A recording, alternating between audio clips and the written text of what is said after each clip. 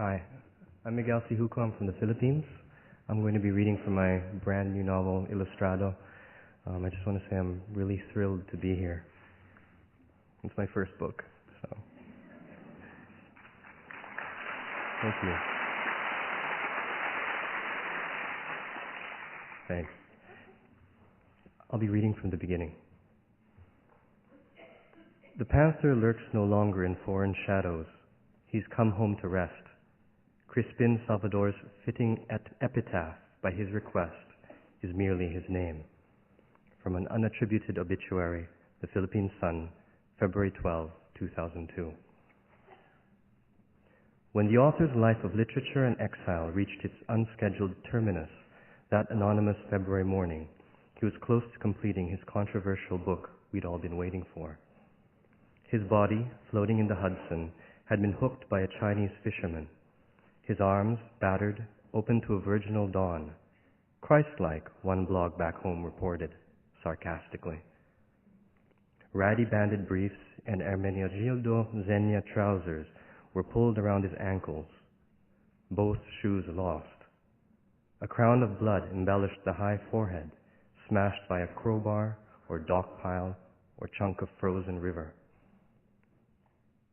That afternoon, as if in a dream, I stood in the brittle cold, outside the yellow police tape surrounding the entrance of my dead mentor's West Village apartment.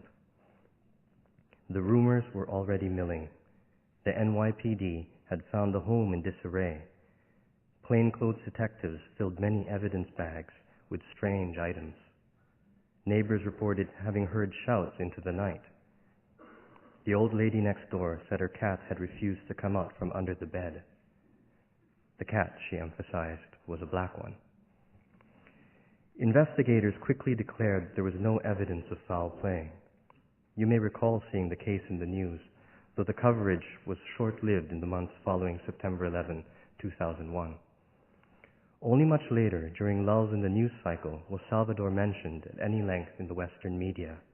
A short feature in the arts section of the New York Times, a piece in Le Monde on anti-colonial expatriates who lived in Paris, and a negligible reference at the end of a Village Voice article about famous New York suicides. After that, nothing. At home in the Philippines, however, Salvador's sudden silencing was immediately autopsied on both sides of the political divide. Both the Philippine Gazette and the Sun traded blows with Salvador's own Manila Times, debating the author's literary and indeed social significance to our weary country. The Times, of course, declared their dead columnist the waylaid hope of a culture's literary renaissance. The Gazette argued that Salvador was not an authentic Filipino writer because he wrote mostly in English and was not browned by the same sun as the masses. The Sun said Salvador was too middling to merit murder. Suicide, each of the three papers concluded, was a fitting resolution. When news emerged of the missing manuscript, every side discarded any remaining equipoise. The legend of the unfinished book had persisted for over 2 decades, and its loss reverberated more than its author's death. Online, the blogosphere grew gleeful with conjecture as to its whereabouts. The literati, the career journalists foremost among them, abandoned all objectivity. Many doubted the manuscript's existence in the first place. The few who believed it was real dismissed it as both a social and personal poison. Almost everyone agreed that it was tied to Crispin's fate. None among Salvador's colleagues and acquaintances, he no longer had any real friends, questioned the suicide verdict. After 2 weeks of conjecture, everyone was happy to forget the whole thing. I was unconvinced. No one knew what I knew. And so what I've done with this book is I've created the whole life's work of Crispin Salvador.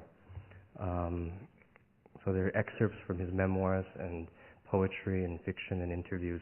And through that I've been able to trace 150 years of Philippine history. And I'd like to read just a short passage from one of Crispin's works, from his memoir, the massive 2,500-page self-published book, Auto-Plagiarist. On one of the last few days before the city fell to the Japanese, we lined Dewey Boulevard, scores of us along the broad avenue, the breeze off the bay just cool enough for goosebumps. I was perched on Tito Jason's shoulders, and I remember watching birds dueling recklessly in the blue sky above the long curve of water. They fled into the endless expanse when a bugle called. The sky then was still trying to retain its innocence. Then I saw the men on their mounts, arriving for their dramatic departure, dividing the crowd, splendid, tall, like centaurs passing through wheat. They came, the 26th Cavalry Regiment of the Philippine Scouts, Americans and Filipinos side by side in formation in 2 long columns. I still hear their equipment jangle, the slow clop of hooves, still see the sun reflecting on their horses' polished martingales, on their own breast buckles and the insignia of the charging horse head and the saber raised above it. The metal on their bodies glowed like our hearts. The Japanese were to land at Lingayen, and the cavalry began their journey to be among the first of the United States Armed Forces in the Far East to meet them. We, the people, were silent. Then we cheered, women reaching hands to caress the soldiers' boots and legs, to stroke the horses' manes and flanks, the way hopeful believers hold their hands out to rub the feet of cathedral saints. I remember and regret I covered my ears from the cheers. I've never heard its equal since. Tito Jason handed me to one of the riders, his brother, my uncle, Tito Odiseo, who let me ride in front of him for some way. When I was finally passed back from uncle to uncle, I struggled, not wanting to be left behind. I cried. The lines of the cavalry took an eternal instant to pass among us. When the spectators closed the gap behind them, those around us shook their heads and made the sign of the cross. Many wept. I could feel Tito Jason shudder convulsively as he lost sight of his brother. I held on to my uncle as we all listened to the sound of hooves fading. My young boy's memory may have inflated these details, but this is how I remember that day.